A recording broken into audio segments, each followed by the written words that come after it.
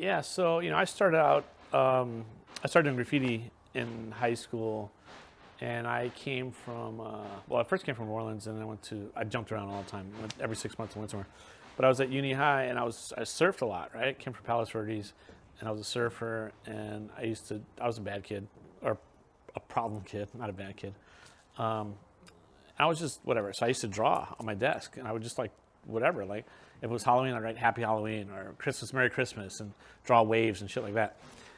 And this kid, A-Train, came to my school from New York, and he goes, "What do you write?" I'm like, I don't write. I draw pictures, man." He goes, "What do you write?" I'm like, "Motherfucker, are you stupid? I draw. Like, I don't write." Like, we had this thing going on for like 20 minutes. I'm like, "Bro, I don't know what you're talking about. I don't write. I draw pictures." And he told me about writing and tagging and bombing trains and showed me pictures of subway cars. I was blown away. I was like, that shit's fucking dope. Like, it was so fucking cool that I was like, I had to do it like that day. So that day I went and I stole like the hardware store. I got like 2 cans of red and 2 cans of white or some shit. And I went back to my school and I sat outside. I was waiting for it to get dark so I could break in the school and paint. I think it was like dusk, and I jumped the fence, and it wasn't even dark yet. I did this piece and it was terrible. In my mind I had this fucking bitchin' piece, like all this stuff, and the piece was just terrible. But the next day at school, there's like hundreds of people around it, like looking at it, like they're like, "That's cool." I'm like, "That's cool?" They're like, "Yeah." I'm like, "All right." And I got pumped up, and I kept going back, and I kept going back to my school, and the roof broke in the school, did all this stuff, and eventually I got good. And then I thought I got good, but once I got to where I could accept what I was doing, I was hooked. And then I was on this mission for graffiti, and it transferred from surfing to graffiti. And then from there, it just went to fucking, it's been 37 years, whatever it's been. And I painted every day of my life pretty much. And graffiti was always part of it. And it's morphed into a bunch of different things. But yeah, that's how it started. Yeah, man. There's a lot of things that sparked my career in different ways. But even before becoming mainstream or doing different kind of arts or commercial art or stuff like that, I think the fact that when I hitchhiked to New York to paint subways, right? And I took my graffiti to another level, and I was so fucking into that, and it was like such a big deal to me. I think I considered myself an artist at that time, like a true artist where I dedicate my life to it. And then shortly after that, I went and I won the world championship with Slick in London and stuff like that. That was cool. But when I came back here, and I ran away when I was young, and I had to like pay for food and stuff like that, and we had a lot of sets around. So I'd pull up when they're filming movies, and I'd say, "Hey, you guys want some real graffiti? I'll do it for you. Don't use the fake shit, whatever." And that led to me doing the Michael Jackson video, and that was the point where I was like, "Oh shit." I think I got like 30 grand or some shit, and I spent $33,000 on paint. It was like something stupid, but like I realized there's money there, and I could do that and support myself. And so that would be the pivotal point where I thought I could sell my art to make money. Well, I think Wynwood has had a huge impact on graffiti or street art as a whole, because it played such a huge part in making it mainstream. And a lot of people might talk shit about that and say, "Oh man, fuck that." Bullshit. We all do this because we want to be successful and this and that, and we all are egomaniacs as graffiti artists when our name's seen, whatever. So if you're jealous, you're just not getting up, because if you're getting up, you're not jealous and you're proud of it. And I think that they played a huge part in making it mainstream. I think that's a huge thing. It was a natural progression for us, so it was really cool because we always went there, and we have a lot of friends there, a lot of crews, MSG, all these crews that are very good to us and welcome us, and we were actually able to go there and actually paint and party and do shows and stuff. So it became like just like a second like home to me. Like I have a lot of good friends there, and I love it. And my stuff really works well there because I do all these bright colors and these fluorescent colors into Miami, And so Art Basel, Wynwood's been great to me. So I went there, I painted a bunch of buildings. I got to hone in on my skills on the color washes that I do and what they're about. Those murals are not graffiti. They're color-filled murals, and they're there to evoke emotion. And I got to test it there. And I remember doing one of the first ones there. It was in, what's the neighborhood? Right outside Wynwood. And long story short, someone got killed under the lift, and it was crazy. And it was like, the dudes were not cool. They're like, "Get the fuck out of here," whatever. But when I was done with the mural, they were like, "Oh my God, thank you. You know, I live in a fucking mansion now," and they had all their tents and they set them up and they were playing music, and it was just a really great experience. And I did evoke emotion with color, so it was like a proven, you know, it's like trial. What do you call that? Like I don't know, but it meant a lot to me. And as my art progressed and those murals progressed, I was asked to paint Wynwood walls, and that was huge.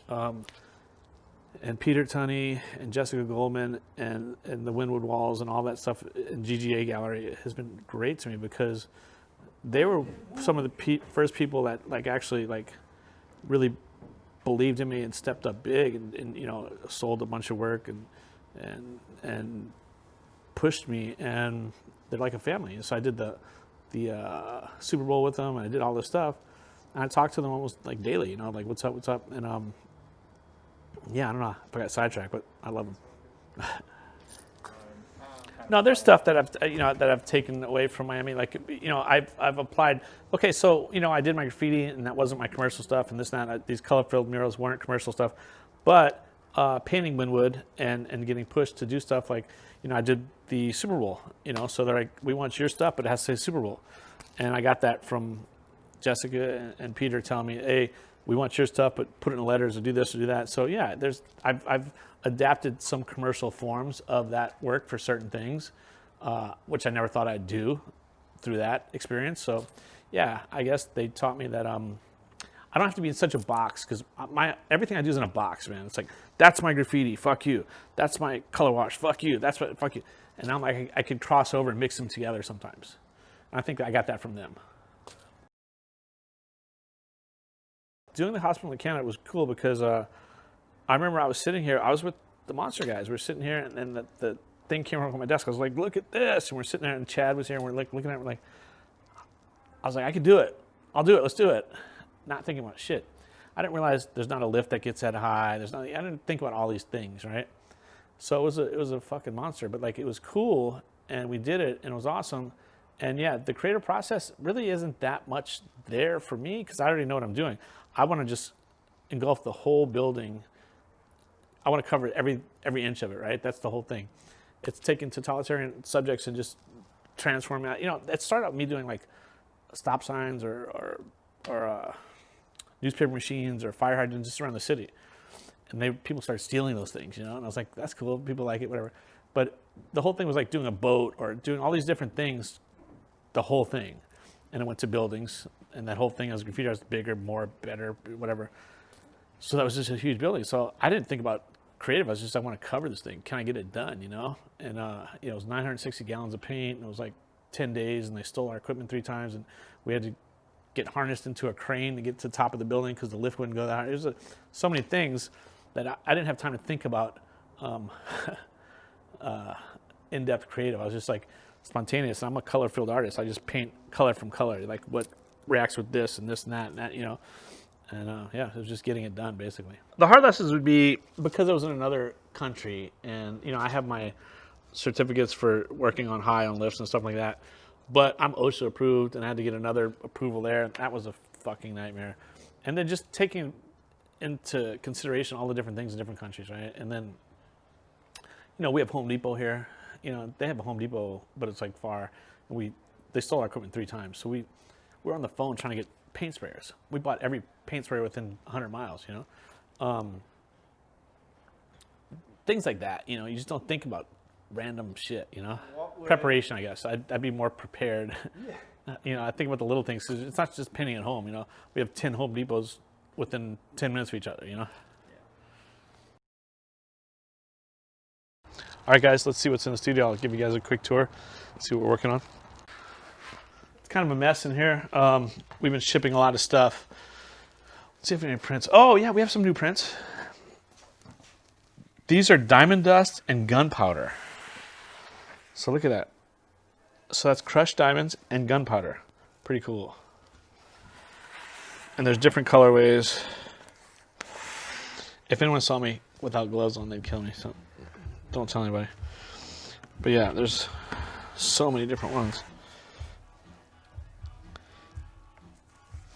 the print guys would be so pissed if they walked in right now. Yeah, this is the collaboration with DTLA and local authority at Maxfield's, and this was this one's really cool because the Dodgers won, right? So this is one that people loved, and then we did like 10 of them. I don't know what's in here. These are all the LA prints, but oh here, there you go. Look, there's some, and these were just like hand painted paper, and we just print on top of them, right? And then there's 10 different designs. Like some are really complex, some aren't. But I did these with Travis and those guys, and super cool. We release them every once in a while. Like you'll see, we post one on the site, and you can put 5 up, and that's it. And then we wait a couple days and a couple months, whatever. I don't know what this is. Oh, these are some big Buddhas.